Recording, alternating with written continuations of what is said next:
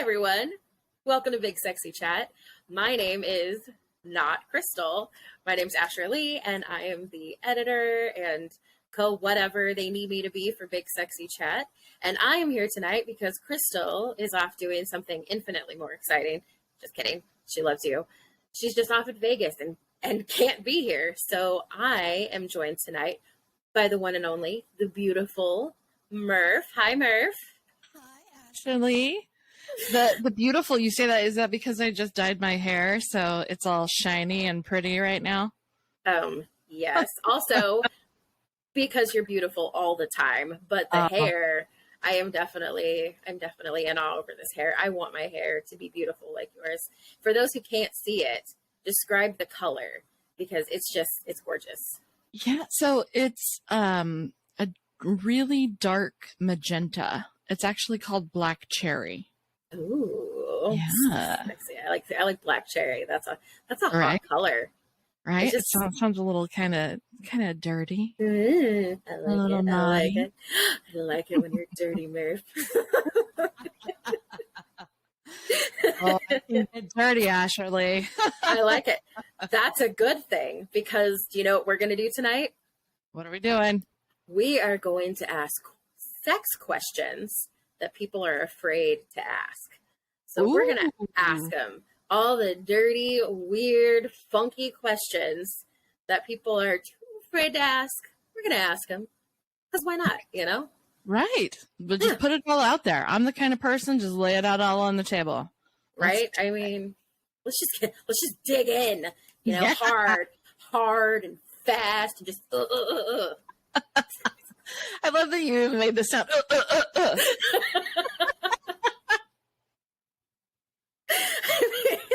I had, for people who couldn't see it, I had to make sure that I was, you know, inserting something into something else, making that sound. That's what she said. That's what she said. Love it. Asherlee, you know, people are going to hear this and just be like, okay, when is Asherlee going to be on the pod regularly? Just letting you know, the comments are going to start rolling in. Oh man, it's just a treat. It's just a rare treat to be able to take over for one episode, and I'm good with this. I'm totally good with this. So I fully plan on giving the reins back to our beloved Chrystal right after this. Yes, well, while she was sad that she was going to miss this one, she was excited that you were going to be able to fill in. So it's fantastic. It's worked out wonderfully. It has. It's worked out perfectly. We're not having tech issues or anything tonight. Nothing. Nothing. Yeah, this is smooth as warm butter. Oh God, I love warm butter. Seriously. God, I hate Dean, but I could agree with her on that one thing of you can always add more butter. It's true. It's true. Mm-hmm. And honestly, it makes food better. Like I get it. Health, blah, blah, blah. But real butter, like genuine real butter, isn't even that bad for you. Like It's better than a lot of what you're going to get in the store. And it's delicious. And it amplifies dishes. And You don't have to sell me butter, Asherlee. I promise you. I am in. You know what my favorite thing, this is totally a sidetrack. My favorite thing, right? Make real butter for Thanksgiving, right? Garlic, add all the seasonings. Use that to stuff under the skin of the turkey. Yeah. Ooh, and Thanksgiving's coming up. That sounds fabulous. Mm-hmm. Well, you're an incredible cook too. So what you say, like, okay, put this, butter under the skin. And I'm just like, oh my God, having to bake a turkey. Like, you're talking about like, and I had the parsley and I'm like, I have to bake. I have to cook. I know you'd have like this perfect, like on a silver platter with like the garnish all around to take a nice picture. And yeah, I mean, you're not wrong, but like, it's just, it's my love language though. Like food and being able to make food for other people and have them be like, my favorite thing is where like they take their first bite of something I make and they like put their fork down and go, yeah, that's the good stuff. That's the good stuff. Like that's when my heart's like, like the Grinch, right? Like my heart grew 3 sizes that day. Anytime that happens, I'm like, oh yeah. See? You're like, I know what I'm doing. What I'm out. That's when you guys were talking the other week about like ask a fatty, right? Like what tastes good, like right. Obviously, I know what tastes good. Shit. We know our shit. Yes. Speaking of knowing our shit, we also know about sex. We do. That we do. We know a lot about sex. I mean, we're really just talking about the basics in life here. Right. You got to know your basics. You got to know sex. You got to know food. Mm-hmm. Yes. And as fluffy fatties, we're pretty fucking great at it. Oh, both. Yeah. And we know a lot, which is why we're going to be asking sex questions you're afraid to ask. You ready? Ooh, got it. I'm in. Are you ready for this? I'm gonna drum roll this right now, right? You're not gonna be able to hear it. We're gonna drum roll. Ready? Are you ready? Okay. Man, that was a good drum roll. That was a great drum roll. Oh God. I felt it inside of me. That's what she said. Oh yeah! All right. Let's kick these questions off with something, I think a lot of us have this question. Why don't so this question is phrased this way, but I'm going to rephrase it a little bit because why not make it dirty? Why doesn't my vagina and or cock, expletive, look the way that it does in like porn and porn magazines? Oh, that's a really good question. So, those aren't real. They have been manicured to a point where it's just not really feasible. So those are, if you're talking about like a centerfold in a magazine, that's all been airbrushed. Absolutely airbrushed. And, they can make it smaller, make it bigger, make it whatever they want. When you actually like see a porn movie or a pornography, live, there's a lot to what they have to do to make it look the way that it does. There's makeup, there's stuff that's holding it. Like sometimes I've seen like tape and stuff like that so that it looks taut, so that there's no extra lippage on the vulva and those types of things. So I think really you're seeing a very manicured, very unrealistic look at somebody else's genitals and then comparing them. Because if you pulled the average person and took a picture of their genitals and then looked at yours, you'd be like, oh, okay, cool. So It's meant to look cookie cutter. It's meant to look like it is hard to attain so that you want to attain it. Yeah, absolutely. I think it's like a play on that song, right? I wish somebody would have told me when I was younger, not all vulvas look the same. Right? Exactly. Well, now you can get surgery to have your vulva completely changed. You can have lips tucked and taken out and all kinds of stuff. And so that's really unrealistic and just not, the amount of money and stuff that people have to put into like, and time to put into like, make their genitals look super, super fancy. Mm-hmm. Yeah. Wow. It's incredible. Yeah. Well, and I mean, even if not even just that, but like bleaching buttholes and like, bleaching buttholes. So many freaking bleaching buttholes. Wait. Bleaching buttholes. Let's say that 10 times fast. Right. I think we found the name of the episode. Bleaching buttholes. That might be my new favorite curse word. That's good. Yeah, I like it. All right. Yes, that's a great, and I agree with you. I think that's definitely it. Is that people? It doesn't even look like that for them. Right. It's not, it's meant to, it's just like everything else that you see in Hollywood and all it's fake. It's meant to make you want whatever they're selling. And that's, it's just not realistic. Yeah. I don't even know why they need to sell it. Like I already want the D. Like you don't need to sell it harder. Exactly. Well, And, they do all kinds of tricks to make the guys like stay up and, all it's just, yeah, porn is not real. It is for entertainment purposes only. It is not to educate you. It is not meant to have you dictate your life the way that those individuals do. It is simply made to get you off. Yes. The more you know.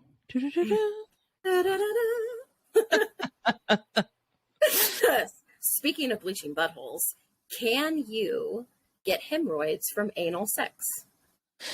Ooh, yeah. So that's very uncommon, but it is possible. So hemorrhoids is basically a bulging of the skin, and the skin is very, very fragile. And any kind of inner tissue skin is very, very fragile. So if you are not using enough lubrication, if you're going in too hard, too fast, there's the opportunity for you to have that kind of tear and push. So like when somebody is straining, that's what really creates that bulging of the skin. So if somebody's trying to like, ooh, I'm taking it in the butt and I'm like, this is uncomfortable, and didn't really prepare and get themselves excited and all those kind of things, that is a possibility, but not really likely for the most of the time when you're having anal sex. If it's hurting, you need to stop and you need to reevaluate. Are you turned on? Do you not have enough lube? Is it something you need to take it slow and work up to it? So right now it's just, the tip of a finger or the tip of a penis or a dildo or a toy or whatever it may be that you're putting in there. Just remember, nurses know if you end up in the ED, it was not an accident that something ended up in your butt. So be gentle, be careful, and be smart. Yes, all the time. Don't fuck around, man. Especially with something like anal. I mean, first of all, if you're resisting it, maybe don't do it or warm up to it. Like right. It's just. And you don't want it to hurt anyway. Like if it's really painful, yeah, it might cause hemorrhoids. But also, like, let's stop and reevaluate and figure out like what's going on that's causing this, and how can we make this more enjoyable? Yes, sex is not supposed to hurt. That's a warning sign for you to stop and reevaluate. Right. And that doesn't mean you can't participate. It just means you need to reevaluate. Right. Well, and now a disclaimer, right? There are some people who intercourse in general is actually painful for them. Yes. There's like a whole yes, it's a very rare disorder. Very, and I can't even imagine. And there are people that have orgasms and they're like super, super painful, or they can't have anything that would create an orgasm because it would bring on like a stroke. So, there's that situation too. So if you're having sex and it's painful, it's usually a warning sign of something. Yeah. And we're so sorry. And we send you all the love in the world. And wish there was something better for you. Seriously. Yeah. I hope you get everything else you want out of life. If you've got that disorder where you can't enjoy sex and it hurts, I hope that you get every other possible, wonderful, amazing thing. Yeah. Like love, I mean, just like the truest, deepest connection possible with other people, however many other people. Right. That you're really fulfilled, because God, I can't. Just breaks my heart and my vagina for them. Right. Sex is one of my coping skills. So with the idea of it not getting to be fun or good, it's like, no. Right. Speaking of the vagina. Ooh, vaginas. Next question. Where is my G-spot? Oh. So your G-spot is on the upper part of your vagina. So the upper wall, I guess is what you would call it. And it is about the size of a quarter, maybe a little bit smaller. It's got a rough kind of, they call it like a walnut sort of texture. So it has like ridges. You can kind of feel it. It's about, okay, so let me see. I'm putting my fingers up here trying to like calculate about how much space. I'd say it's about almost knuckle deep of your index finger is how far you need to go. clarifying, when she's saying she's putting it up there, she doesn't mean she's actually putting it up there right now. No. I'm just like, I'm holding my hand out explaining it. No fingers are up in me right now. That's later. So it's, it's about to your index finger. Then the top part of your knuckle on your index finger is about where you should start feeling up for it. So usually in like a come hither motion is how you stimulate it. Yeah, like if you were saying, come here. So literally come here. Usually it's 2 fingers worth of pressure for most people. Not always, that's one of the fun things of getting to explore that area is just kind of feeling around. It's a different texture of your tissue. Like you can feel the difference. And you're going to do that come hither motion, but you're going to kind of press up against it quickly. So if you're looking at my fingers on YouTube right now, you're kind of moving your fingers very quickly up and down, up and down, up and down. And you're going to do that on the inside of the vagina and you're going to press up. So it's hard to explain. It's a reason it's difficult for people to find. You usually have, if you've had a couple of orgasms already, that's the easiest way to find it because the skin is going to be, or the tissue is all going to be engorged, and you're going to have a better chance of being able to feel around and feel the difference for that. And the pressure that you put down when you're having an orgasm often will make that area kind of protrude. So it's a little bit easier if you've already had an orgasm to find where your G-spot is. That is fantastic information to know. Hey, everybody out there who can't find the G-spot, you heard it here. That's right. And speaking of orgasms, like if you can't find it that way, I have to say, put on your Explorer cap with the little flashlight on the front and go looking. Go. Ladies, if you don't have somebody, or individuals with vaginas, if you don't have somebody that's down there with their Explorer cap on looking, get a mirror, get a toy, and start fiddling around until you find it, because you're worth it. Enjoy it. Absolutely. I just have this visual image of like an actual putting on, being like someone just putting on that hat and being like, all right, buddies, we're going on an adventure. I have to tell you this story. So I had my first OBGYN was this old man, and I had to start going to the OBG when I was like 14 years old. And my mom went to the same OB, and we're in a small town, right? So he had a little, it was like a strap around his head that he would put on, and it, on the center had a big flashlight. So it was just this massive flashlight kind of thing. And then he'd have this strap around, and he would, scoot down to the end of the table, blah, blah, blah. And I swear to God, my mom would say to every time he would do that to go and do the examination, she would go, hello, hello, hello. She was like looking into her vagina and had everything else, and he would look up at her and he would tell her to knock it off. So when I started going to him, he was like, you're not going to do the same thing your mom does, are you? And I was just like, what? And he was like, she'd act like it's a cave down here, and she's had an echo. And I'm like, oh my God. Like, what? That's amazing. Yeah. And actually, we have a question pertaining to that. Oh. So, even better. I feel like this question was made for that story. So, all right, here's the question. Are you ready for the Cave of Wonders? Yes. Will my vagina be noticeably bigger after I have a baby? Oh my goodness. Yeah. Because after you have a baby, you just walk around with this like big old, flapping in the wind hole. No. It's the hot dog in a hallway thing. Yeah. It's totally understandable that this person is asking the question. But no, your vagina can expand and then end up right back to the exact same size it was, or damn near. So no, there is no way that your vagina is going to change so much that it's going to impact the size and all those kind of things. It's just not. That's the joy of the vagina, is that it self-cleans, and it also goes back to its normal size after you've expanded it. Yeah, which is amazing. And I mean, to be fair, the human body and the like female body is kind of amazing. Like we just like we're kind of cool. I don't know if anyone knows. Cool. Yeah. Really cool.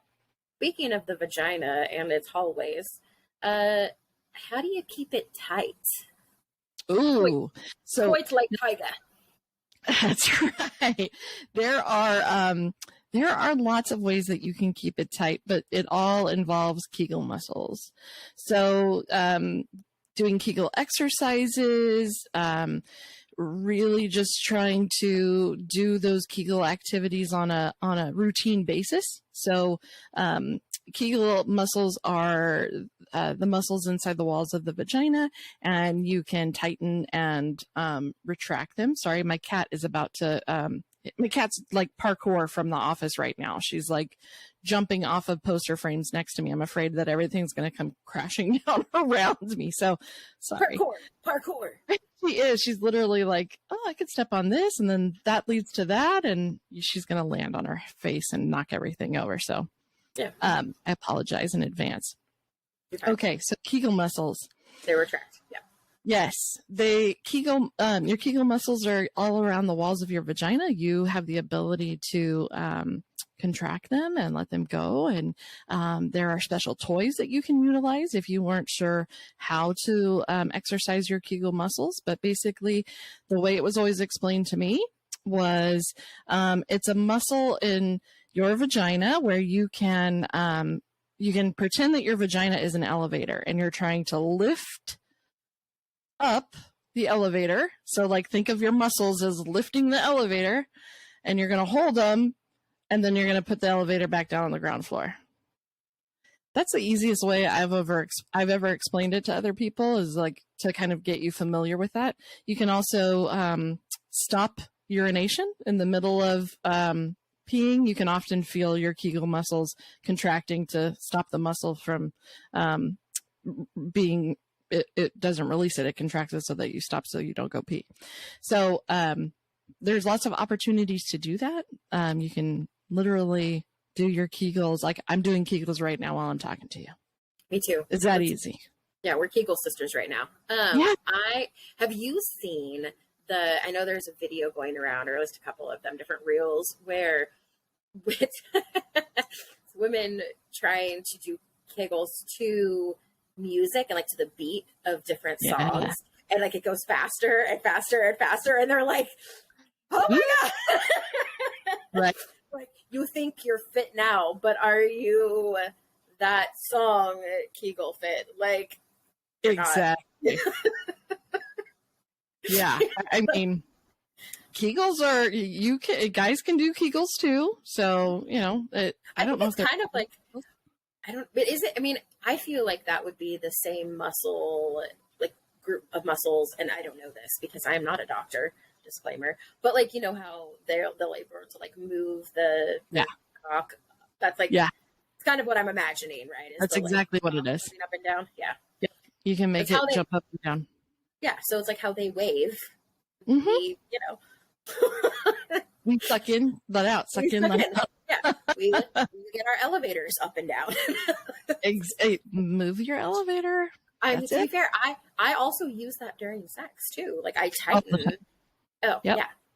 It'll increase orgasm. If you know those muscles and you can work those muscles, you got. That's a fun trick. A person crying, saying, "Oh my God, yes, this will just don't stop."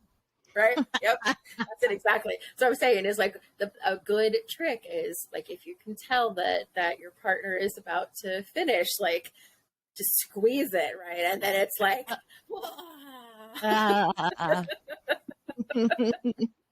exactly. That's you know what you get with that. You get.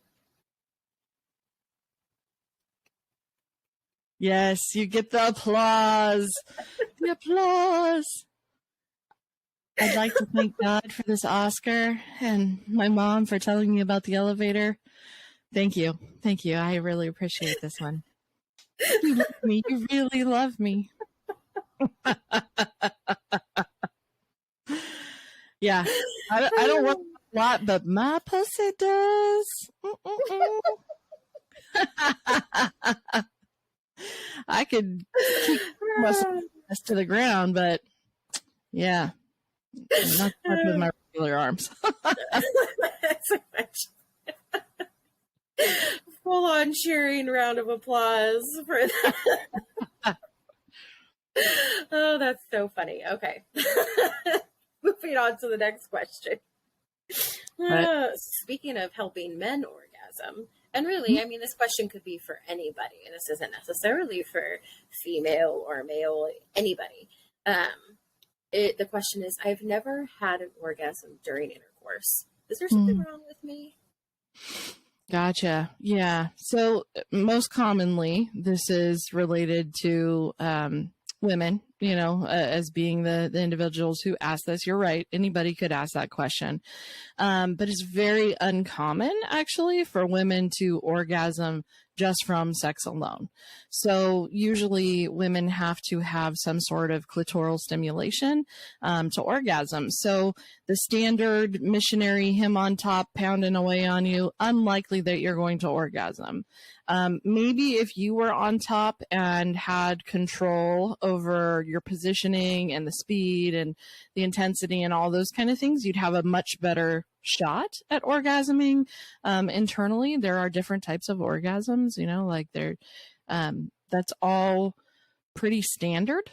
So it's uncommon that people actually do have, or women do have, orgasms just from sex alone, and often don't have the orgasm while their partner is inside them like that. It's very, very uncommon. And I know that the media and every other, source is going to tell you that it's like, oh, we're having sex and, oh, look, we came together and at the same time. Yeah, bullshit. Like, no. All the rainbows and butterflies. Oh, right? Light shines down. Exactly. Totally unrealistic. You have to usually be working your clit at the same time to have the orgasm at the same time. And it's usually a clitoral orgasm, not a vaginal orgasm, all those things. So I think the lesson to be learned here is that you're normal. Yeah. I think for pretty much almost all these questions, it feels like you should be saying you're normal. Right. You're not alone. We all get it. We've all been there, and we've all had to learn. Yeah, and a lot of these things are things that people are uncomfortable asking, so it makes sense that they're asking. You know what? There was a time when I absolutely was curious about the same thing. I thought that I could have sworn up until I was like 25 that there was something wrong with me. Like, why can't I orgasm? And I faked it really well. Nobody ever knew, but I knew, so I was really just cheating myself on it. And then it was just like, at one time I was like, why? Like, this works for me. If I play with my clit, like, I can get myself off in 2 freaking seconds. Mm-hmm. There's gotta be a trick here. And then I'm like, we'll do it at the same time, silly, and I'm like, oh, silly goose. And I did. And it was like, holy magical Batman. Oh, that was good. You're like, let's do that again. Ready for round 2? Oh, you're not? Oh, well. Okay. No. And go round 2 then. Right. But that's fine. I've got something to help me go with round 2, 3, and 4 if need be. Thanks. Tell the audience. Yeah.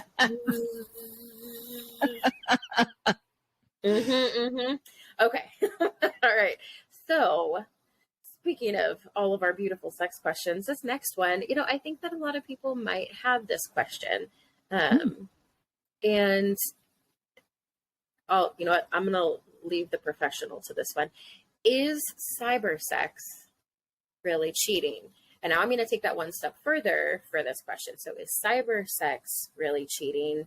Is, text, right? Sexting, is that cheating? Is anything that may not involve direct contact cheating?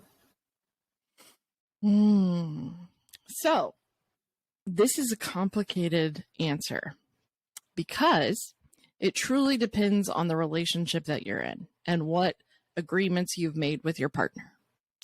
So if you have not had this discussion with your partner, you need to have this discussion with your partner. Also, if you haven't had this discussion with your partner, now is the time to talk about all of the ways in which cheating would be determined in your relationship. And it may not look the same between you and your partner.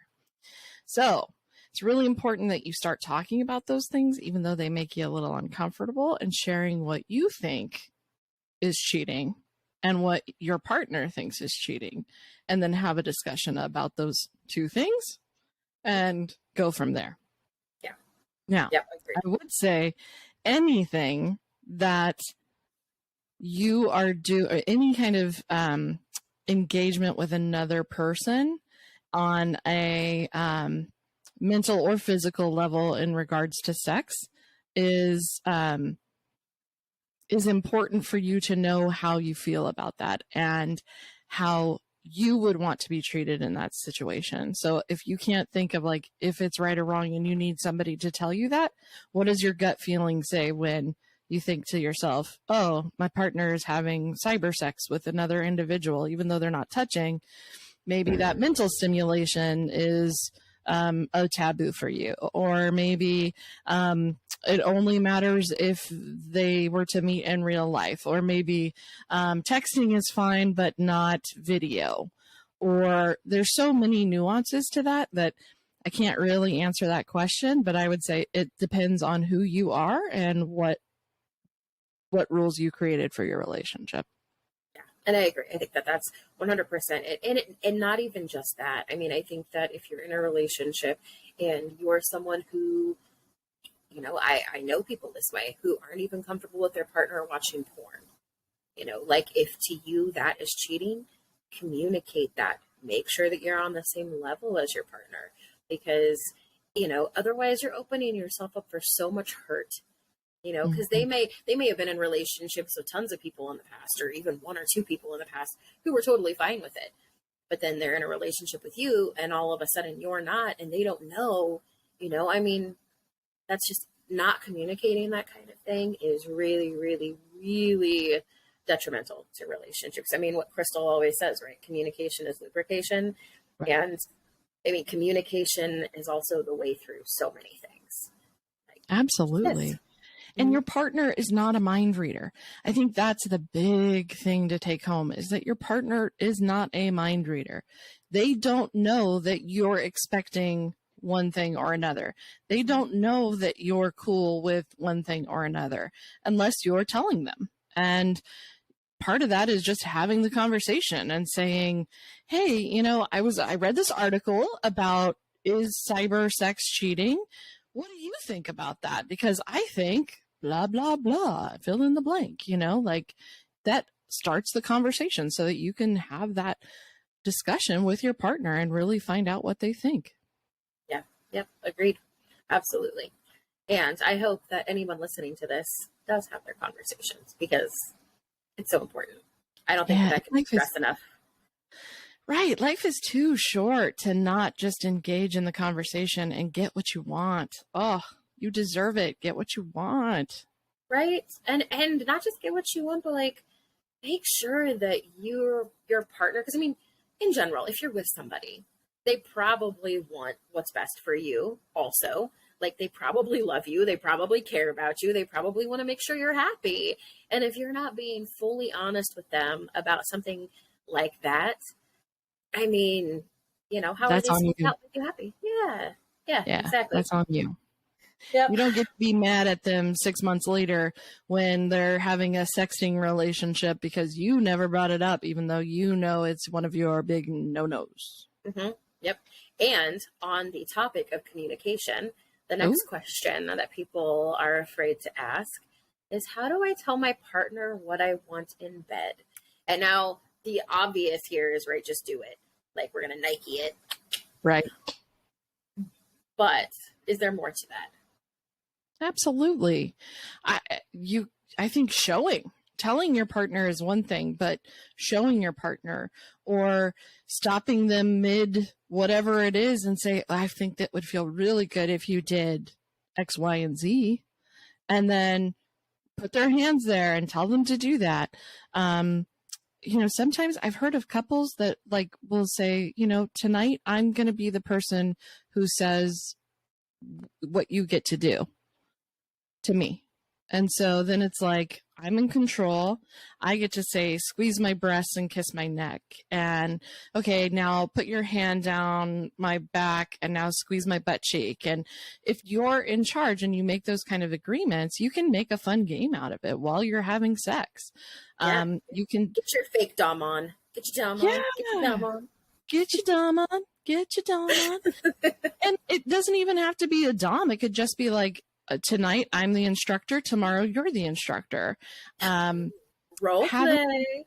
Yeah, having washable markers and writing like kiss on breast, or lick over your stomach, or there's little fun things. There's edible paints that you could use. Although they always made my tongue go numb. I never really liked the edible paints. Yeah, it's not a good texture on like the top of your tongue. Yeah. Mm-hmm. So I'd say go for the washable markers or, something fun like that. Mm-hmm. But yeah, there's lots of ways that you can show your partner that you like this certain thing over another. Obviously, communication is the best route. But if you just cannot bring yourself to say those words or spell it out to your partner, try a different activity and see what they think about you being the instructor for the evening, or you writing on your body and saying what you want on certain spots. Mm-hmm. I mean, it's kind of like, I think of the show Friends, where Chandler comes over and he has them, show him the 7 erogenous zones, and they start pointing out stuff on the body that's different. And he's like, wait, what? There's 7? What? And then at the end, it's like she's walked him through a 2, 3, 4, a 4, 3, 7, 7, 7, and he's like, 7.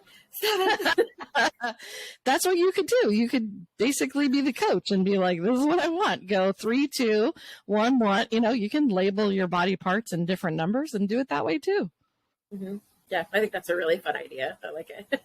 Yeah. Well, and I think for people who are maybe even beginners in that world, right? People who maybe don't have a ton of experience yet, or who've only been with one partner their whole life. I mean, and you get stuck in that rut, right? Like you get stuck doing the same thing over and over and over again. And like, it works. Not great, but it works. There's more there. And I think that there's also that whole, the concept and theory of like the comfort zone, right? Like doing the same thing forever, like it works, you're in your comfort zone, but you're never really learning. You're never really growing. You're never really getting to experience more than just what's right here. And so like taking the time to be a little uncomfortable for a little while, and then maybe even really uncomfortable sometimes, like you're able to push yourself further to a place where you can have like you as a couple and even future partners, if there are any. I mean, like you have that experience and you've had that time to learn and grow and really figure out what you like. And it's just going to make a better experience for everyone, because like, most male presenting people, right? Like they can get off pretty easily, right? Just like, and then they're done, like for the most part. That's a generalization. I'm very sorry, because not everyone is that way. But like, it's really easy for a lot of people to get off. And so like, they're going to enjoy it probably for the most part. But like, there's a way to enjoy it. And then there's a way to like amplify that and really. Absolutely. And really like, and it's like the difference between like, are you talking or are you talking? It's like, are you enjoying it? Are you enjoying it? Right. I met with this somatic body coach, sex coach, and one of the things she was explaining is like, try different things, like different sensations on different parts of your body. Like get a little crop whip and smack your legs and see if you like that sensation. Run your fingernails up and down your legs or certain parts of your body. See if you like that sensation. Like you have to try these things. And if you're not willing to try it with a partner, try it on your own and see if you like it. Like Asherlee said, you get to explore and really put on your little finder's cap with the light bulb and go to town. Have fun. But maybe not as much if you're an actual gynecologist looking at someone's body. Maybe that's not the right time. But only consensual relations, not doctor-client relationship. All right, next question. This is probably going to be a pretty easy one for you, but I'm sure that people really want to know this because they're not sure. Is a cold sore the same as herpes, oral herpes? So yes, they are of the same family. It's a different simplex, but they are basically like brother and sister. So yes, the cold sores that you get on your mouth could be similar to the cold sores that you would get on your genitals. But the great thing about all of those issues with any kind of herpes simplex is that they have made so many advancements in the last 30 decades, about the last 3 decades, sorry. Oh man, I'm getting old. I was literally thinking like that was 30 years ago, 30 decades instead of 3 decades. That's how, that's where my brain went. My brain was often, like you said, brother and sister, right? And all I was thinking was, I was going to be like, not like the Lannisters, brother and sister. Right. Got a little Game of Thrones happening over here. Oh, that's fantastic. Yeah, so over the last 3 decades, they have made a lot of advancements in being able to really make the disease lay dormant in your body so that you're not having those kind of outbreaks and those really, it's painful from what I understand, a very painful process for individuals when they actually do get the sores. And so I think it's something where, yes, you can have, I think it's both ways. And I'm pretty sure, but I'm not 100%. So, double check with your doctor, but you can get the simplex that you would normally get on your mouth on your genitals and vice versa. So, very important that you're being smart about any kind of sexual activity that you're having with somebody who does have herpes, just because you can run that risk, but also understand that it's very much a disease that has been handled. It is not the way it was 30 years ago when when we were young. When we were young. Yeah, well, man, when I was going to school, like when I was a little kid, and they were talking about chlamydia and gonorrhea and herpes, and it was like herpes is in one of the death rows with HIV and hepatitis, and I was just like, oh my god, it just sounded terrifying. But really, when you learn about it, it's like, oh, okay, whatever. Like almost everybody has HPV, so it's like, okay, this is like a little bit more advanced than that. All right, yeah, take some medicine and don't stress out. Don't do the things that are the things that create it or like really instigate an outbreak, and you do okay. Yeah, agreed. Yeah. Oh, thank you for that, Merf. I'm so glad that you answered that question for everybody who has been too afraid to ask it. No problem, everybody. Merf here. Dun da da. She's got her superhero pose. Right. And I can just be somebody's hearing that and being like, she's not a fucking doctor. Like, how does she know? I've read enough to understand and to know. If you are that concerned, research, Kevin. That's right. If you're concerned about my credentials, why don't you go get your own, and then we'll have the discussion. Yeah, Kevin. Yeah, Kevin.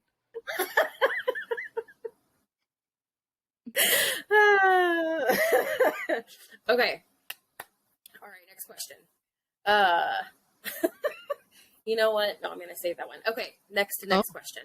I had a dream about having sex with another woman. Am I gay or bisexual?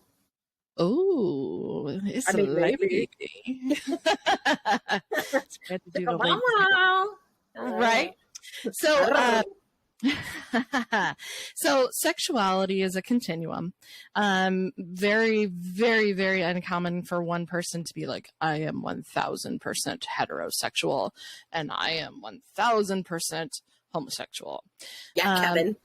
Yeah, Kevin, we lie on a continuum of sexuality. And so it is not saying that you're gay or that you're bisexual, but it may be that you have interest in that. Your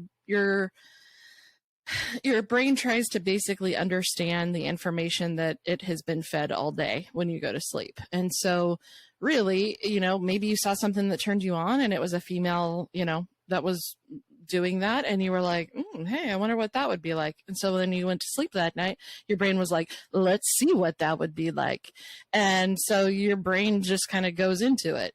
That does not mean that you are gay or that you're bisexual, but it may mean that you have something of interest and it's something that you may want to explore and see if you do have some kind of interest in that.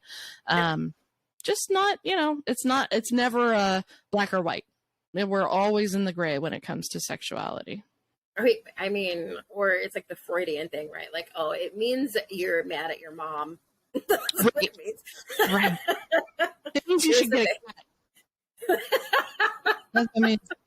No, there's no one knows what dreams mean, but we do understand that your brain is trying to process information that you take in. So part of that is just your brain saying, hey, I'm kind of relaxed. And what was that about? And your brain says, let's take that on for a spin and see what that's like. That's it.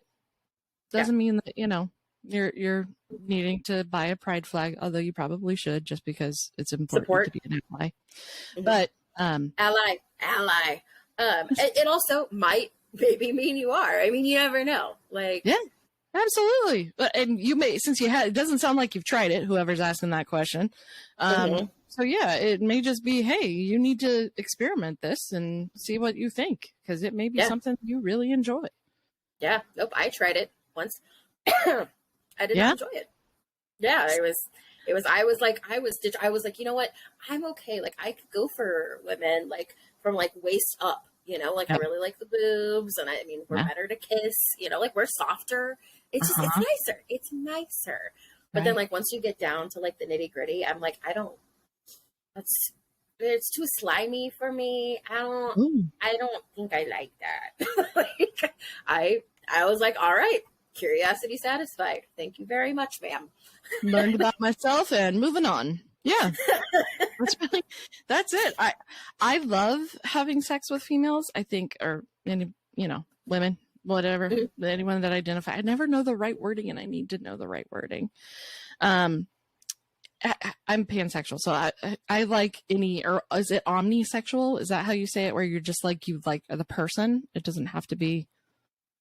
Maybe if you're a new one, I don't even know that I knew omnisexual was a thing. I knew pansexual was. I'm pretty sure omnisexual takes out any gender. Like, it can be non-binary, whatever it is. I'm attracted to people. I'm not attracted to any kind of pronoun specific reason for whatever reason.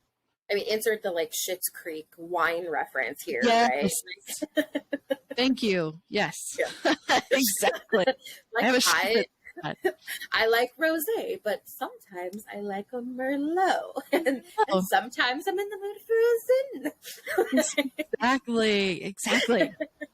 So, I think it really just depends on, what you end up liking and what you end up being attracted to. I remember being a kid and being so attracted to women. I mean, I find men attractive too, but like, Jessica Rabbit, when I saw Jessica Rabbit, like, she was my God. Yeah. Like, I know, she was beautiful. And like, and not even, I mean, Max from the Goofy movie, right? Yeah. Like, all these cartoons where it's like, holy shit. Exactly. So yeah, I mean, I always knew from a really young age, like, oh, hey, I really am attracted to women, and I really attracted to men. Like, Okay, cool. But we're prettier. We're just prettier. Like we're softer. I mean, it's usually, actually, that's not true, because there are also some very beautiful, like, male presenting people out there. So like, absolutely, people in general can just be gorgeous. But yes, like the female form, there's just something about it. Like, it's just softer and inviting, and you know, it's just, and it's nice. I hear that pretty commonly a lot from my friend group too, of like, I like girls from like the waist up. And it's like, okay, cool. You know, like, you know, boobs are wonderful. I don't know anybody who doesn't enjoy looking or, you know, having their face smothered in them. It's right. Motorboating is a activity of mine, but it's a hobby. I can never put it on any kind of like fun, you know, Q&A thing about myself. I can't be like, loves motorboating. I mean, you could. and just leave it open to interpretation as to what type of motorboating. What kind of motorboating? Like, that's right. I like motorboating on the water. On the water. In the water. No. So yeah, I think it's like we said, it's a spectrum. It just depends on what you're into, and you're more than welcome to experiment and try that out and figure it out for yourself, or you can do that only in dreams. Also, I don't know if anybody's ever had orgasms in their sleep. I have. They're amazing. And they're usually because of dreams. So sometimes it could be that you just need to get off and you've been thinking about it. And so your brain's like, yeah, let's try this one on for size and see what you think about that. Let's get it on. That's right. Marvin Gaye up in this. Yeah. Speaking of sounds, because the motorboating, the next question. Is it normal to pass gas during orgasm? And is it normal that my vagina makes a farting sound? That's called queefing. So yes and yes to both questions. So initially, the first thing is, yes, when you're having an orgasm, it is not uncommon for people to pass gas. Think about how many muscles are contracting at that point in time, and they're all centered in that area, around that area somewhere. So very common situation, if not during, right after, to have to fart or to feel like, oh my God, because you're think about it. You're moving around. You're contracting your muscles. You've got likely somebody else like pressing up against you. So air in your body is moving around constantly, right, in that area. And so it's very common for you to feel like, oh, I got to fart, or, oh my God, I'm afraid I'm going to fart, or any of those kind of things. Very, very common. The other issue of queefing, very, very common. So you're talking about an area that, traps air and does not like air being up in it. So it tries everything it can to get air out of it. And so when you're moving around, or I always think of Dave Attell when he did a comedy special, and he said that sex sounds like a boot stuck in mud, only wetter. True. So when like that sound, you know, of like, so that's air, right? So it's making that sound, and it's like, feels like, oh, so if it's moving around down there, you have a fun little name that you get to call it, and it's your queefing. And people pay money for you to put that in a jar if you like. What? Oh yeah, what? People for queefs. Yeah. How do you bottle a queef? I mean, is that like, okay, so this is not a question that people are afraid to ask. This is me genuinely wondering, how would you, is that like a urine sample type of thing? Like you would like bottle a queef that way? Like a little mason jar kind of thing, where you can just stamp the little lid to it and screw it on. Okay, but could you just like not actually do that and create like a magical looking label that says my queef, and then just like send it to people for money? Oh yeah. Yeah. Some ladies sold like a jar of farts for like $100,000 on the internet. I feel like I'm trying to get rich the wrong way, you know? Right? There are people with fetishes like that are so like that will pay a ridiculous amount of money for those kind of personal, like awkward, because most people, when they hear like queefing, or they're like, oh, gross, farts from your vagina, kind of thing, society in general is what I'm saying. Right. There are some people that their kink is to have something what is deemed, and I'm using air quotes here, gross or strange, or, that is the thing that makes them come. So it's very common for people to sell like weird bodily excretions to other people for money, because there is lots and lots of folks that have never had someone really talk to them about sex and have gained some very, very interesting coping skills about that. I mean, it's like that don't yuck someone's yum, right? Right. Like you want to buy a jar of farts? Buy a jar. All right. Buy a jar of farts. Every time there's that song Jar of Hearts, every time I hear it, it sounds like she's saying Jar of Farts. Does not sound like Jar of Hearts, because every time I sing it, Jar of Farts, every single time. I love it. Oh, that's fantastic. Okay. And now whenever you hear that song, you're going to be like, she's right. He's right. It's Jar of Farts. It's Jar of Farts. That's great. All right. Next question. Why don't my breasts match? Oh, well, your breasts are made up of fatty tissue, and fatty tissue is not evenly distributed throughout the body. That's why bodies look different. And that's why fat bodies look different, because the fat is distributed differently. And at different times in our life, because sometimes it goes back when we want it to go forward, and sometimes it goes sideways when we want it to go back. Sometimes it goes down because of gravity and we want it to be back up. I mean, there's a lot to it. Very, very, very common. Something that many people do not discuss is that one breast is different than the other. But almost everybody has two. They're like sisters, right? It's like your eyebrows. It's like they're not twins, they're sisters.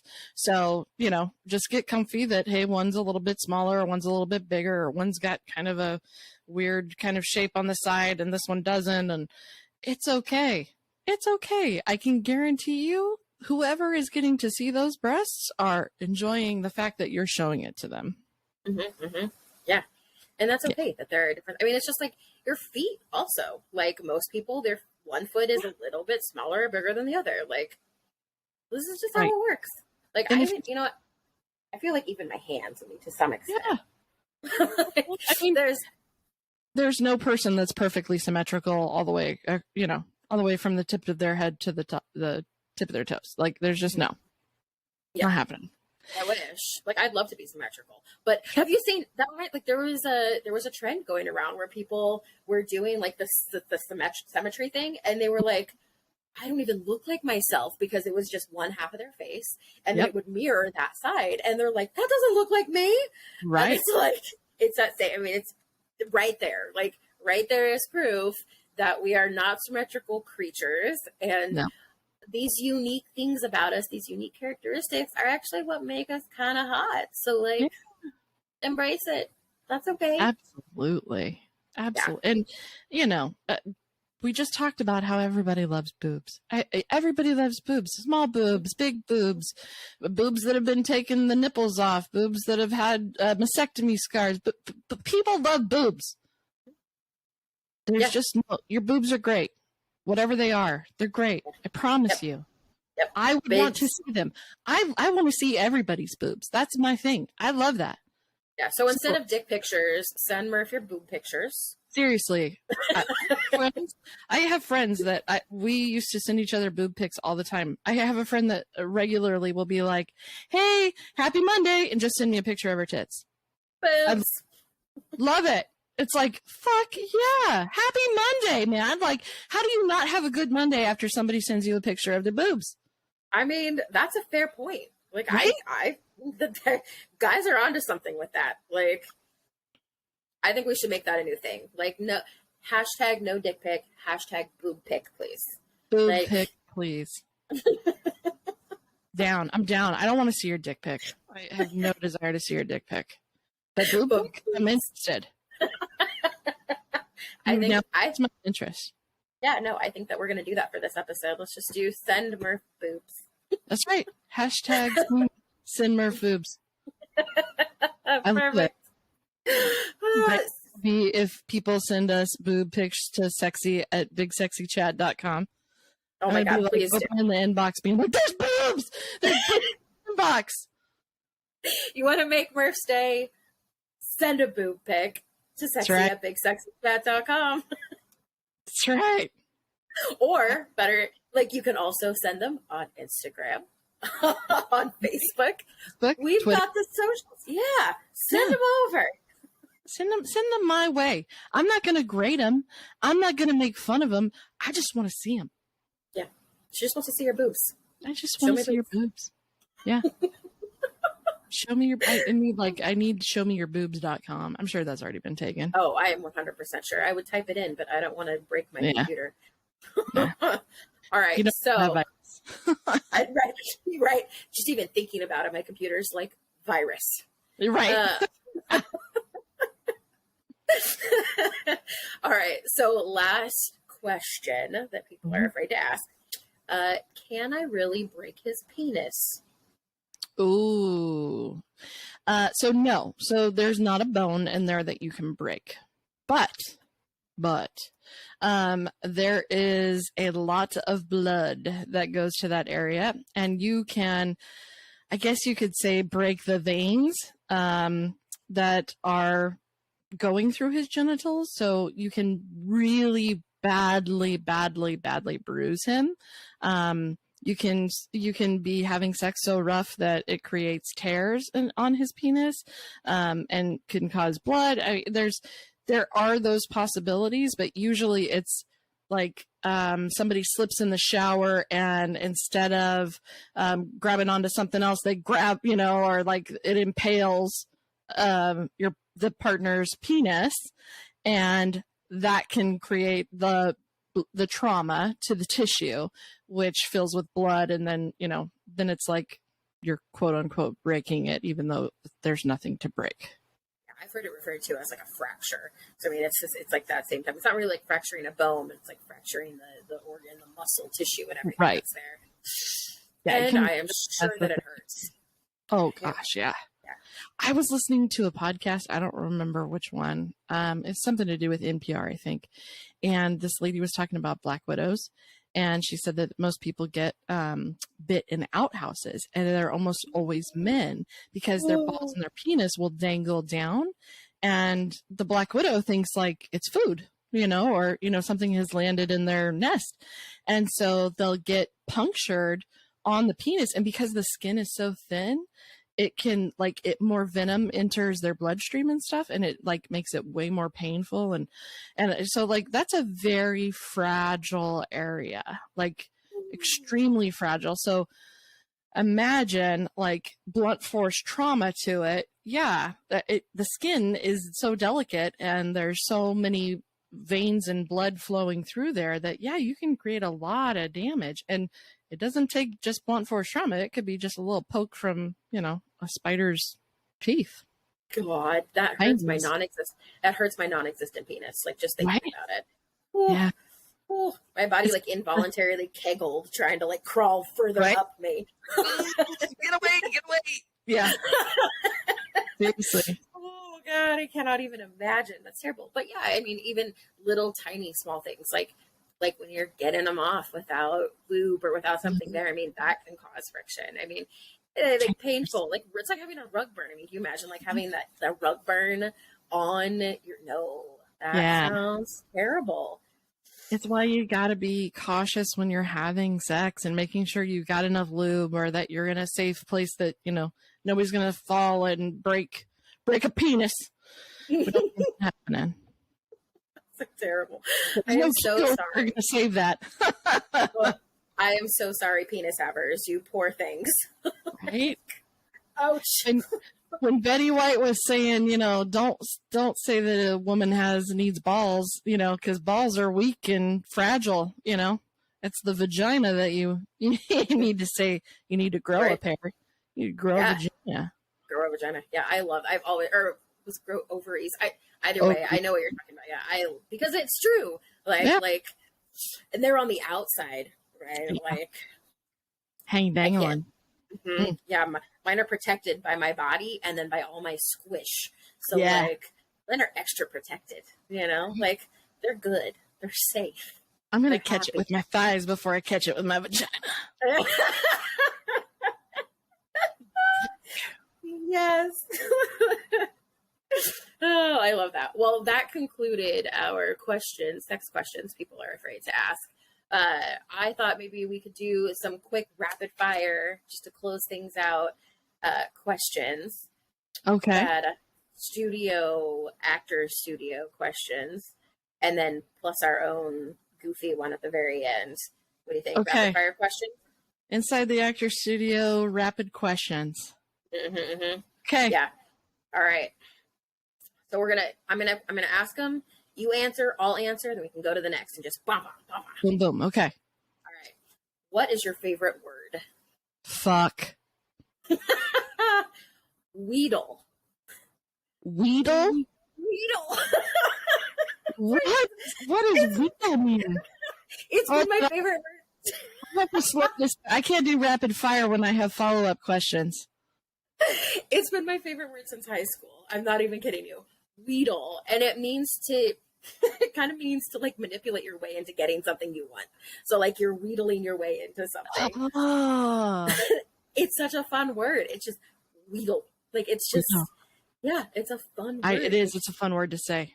I just love that word. Okay. What is your least favorite word? Ooh. I really don't like the word obesity. It's fair. Totally fair. Yeah. Mine is actually playful. Playful. Yes. So one time, I know we're trying to rapid fire this, but since you're questioning with your playful, one time this guy was like, "Are you feeling playful?" And it made me want to vomit inside. Like just the way he said it. He was not someone I was attracted to. He was not somebody that I was talking to.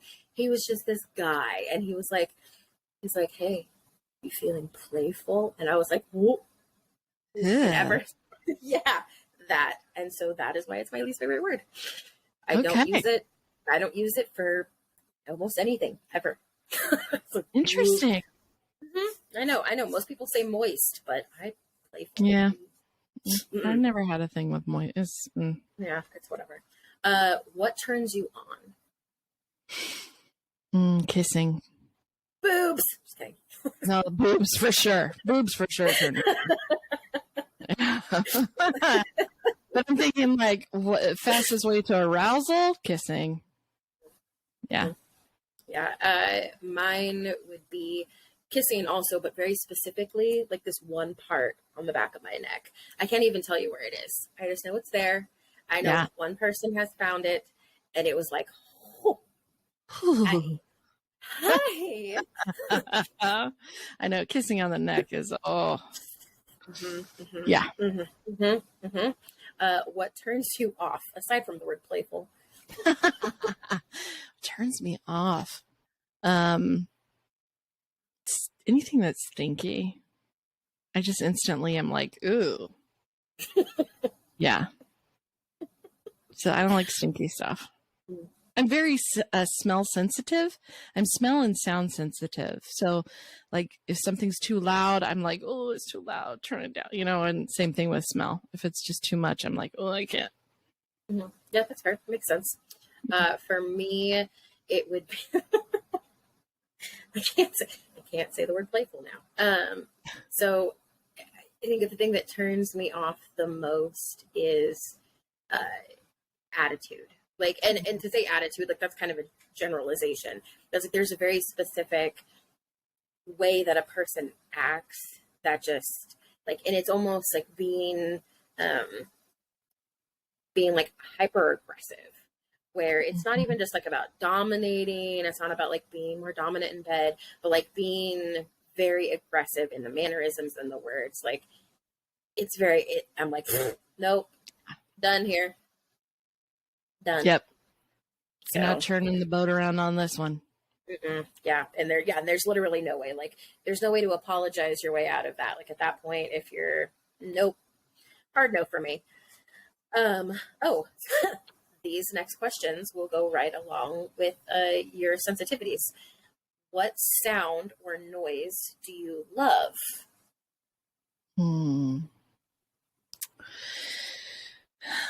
I love the sound of rain, like gentle rain.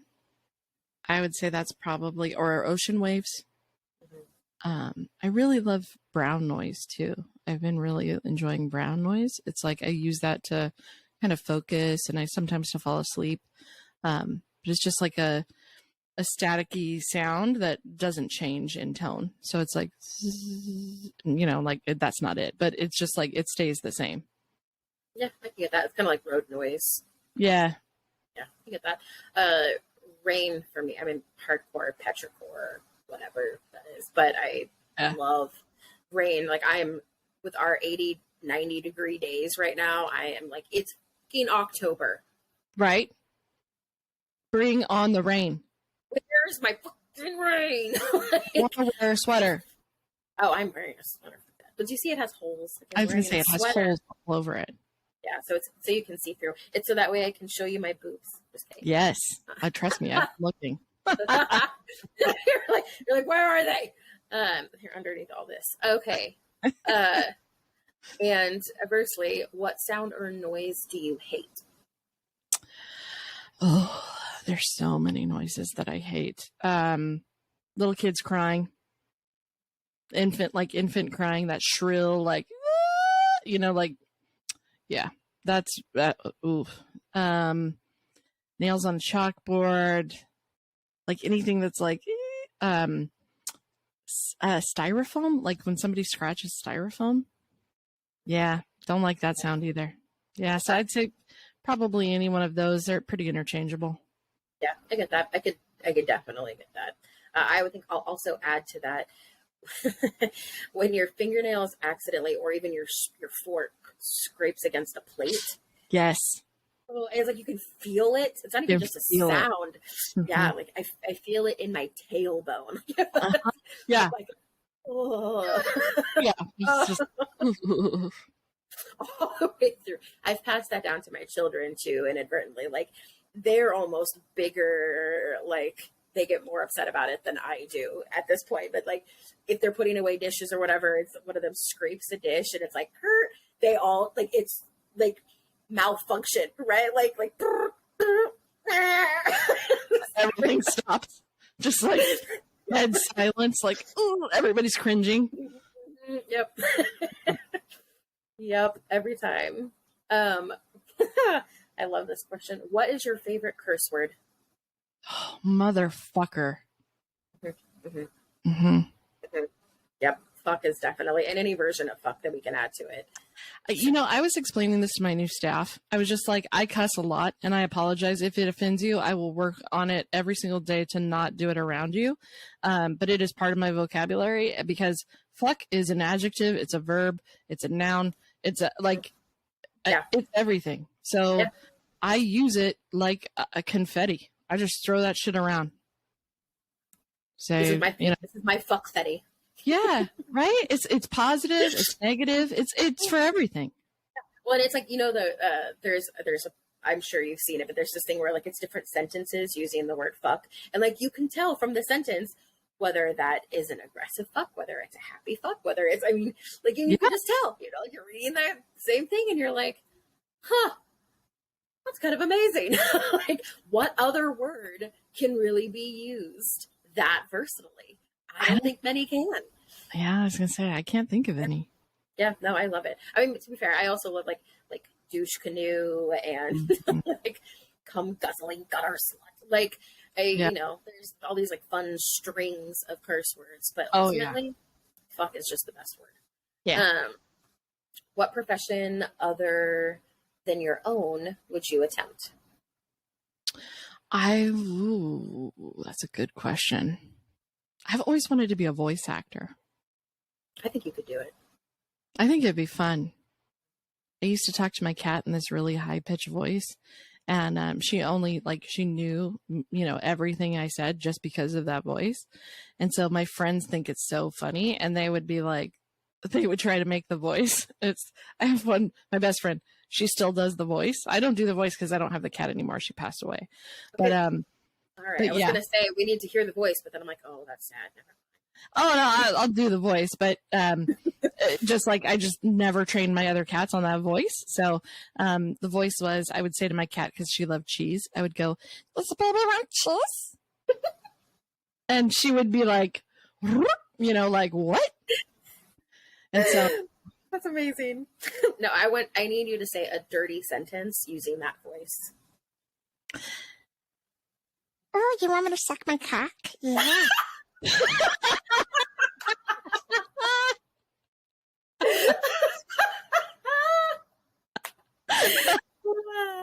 No, that was beautiful.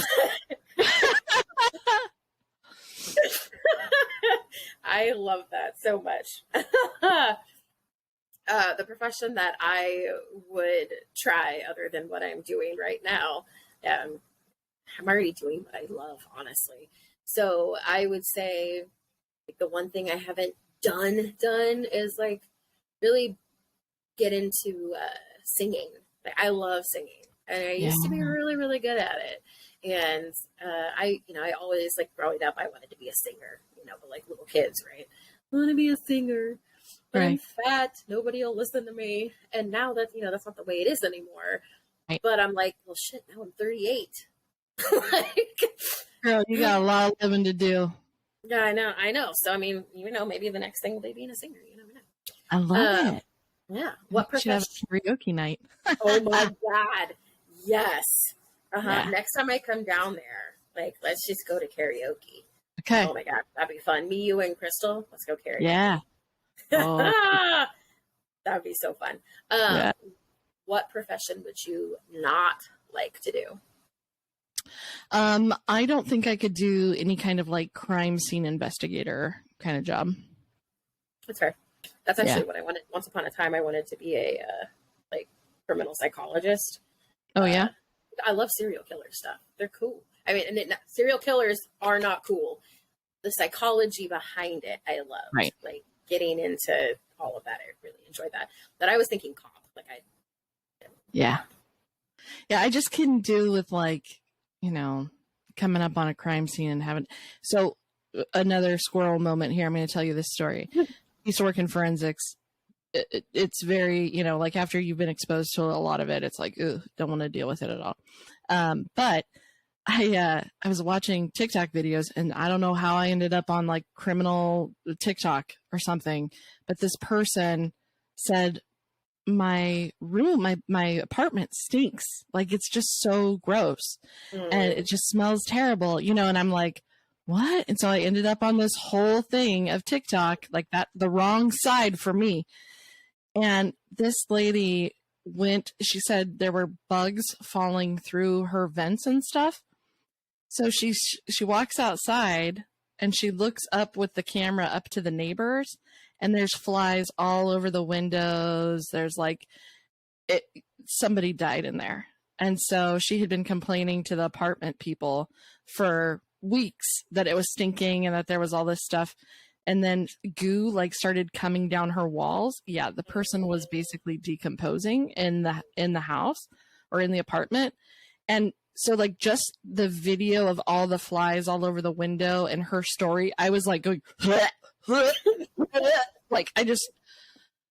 was I don't know how I got on this side of TikTok, but somebody get me over to the other fucking side. That's when it's there has been enough internet for today. Yeah, it was done. I just was telling people send me every funny thing you can find that has nothing to do with this so that I can click on it and get to a different algorithm, because no. That's all I was seeing for a while. I was just no. Oh, that's, yeah. No, I have seen a lot of stories like that. Yeah. And as soon as I hear anyone go, there's a funny smell, I'm like, they're dead. They're dead. And for that's me, the only logical thing. It couldn't possibly be cooking or something else. Nope. There's a funny smell. They're dead. They're dead. They're dead. I know it. When they can't describe the smell, that's when you know. It's like, nope, nope. I can describe the smell. It's tough. It's tough. All right, fine. Oh wait, I gotta answer. I forgot. I don't. Yeah, cop was the only thing that I. Yeah. I don't want to be a cop. Sorry, law enforcement. Last question. This is our own made up question. Okay. So, and I think it's a real treat for everybody. Would you rather be a tiny elephant or a giant hamster? Giant hamster. Yes. That's the only answer. That's the only answer. What's a tiny elephant gonna do? It's Right? cute. No, but then you get the little like. Yeah. It's not making any kind of impact. I'm just a giant hamster. You'd be just chewing on shit, you know. And fucking the Kia Soul. You could drive around in a Kia Soul, just. I'm gonna insert all the disco music here. Right? Like you could be one of the cool Kia Soul hamsters. Yeah. Plus, then you have an excuse to have one of those, like the hamster water feeders. I literally want one. Yeah. I want to be able to just be like. Exactly. 1000%. That would be fantastic. Yeah. Plus, then you're fuzzy. You're fluffy. You're cuddly. You're adorable. You know, like, so we already kind of get to be us, but just with like an extra cuddle factor. Right. I feel like this is a win-win. Like, obviously, I've got to be a giant hamster. Right. And can you imagine, like, it just like the running on the hamster wheel? Like, that would be, you'd be able to take over like Ferris wheels and yeah, it'd be fun. Oh, yeah, that'd be amazing. Yeah. I love the idea of walking on, like, you know, hands and feet just because, you know, it's easier. Right. I 100% have climbed up the stairs that way. Like, oh, I'm done. Just let me. Right. So if I had practice and exercise on a giant hamster wheel, I feel like I could really tackle those stairs even better. Easily. No problem. Yeah. It'd be fun. You could just chew on shit all the time and then people be like, no, chew on. You'd be like, okay. Sorry. You'd be like, I'm sorry. I'm a giant hamster. What do you want from me? And they'd be like, I want to pet you. Well, okay. Get on over here, big boy. I got all this fluff that you can touch. And look, my elephant friend.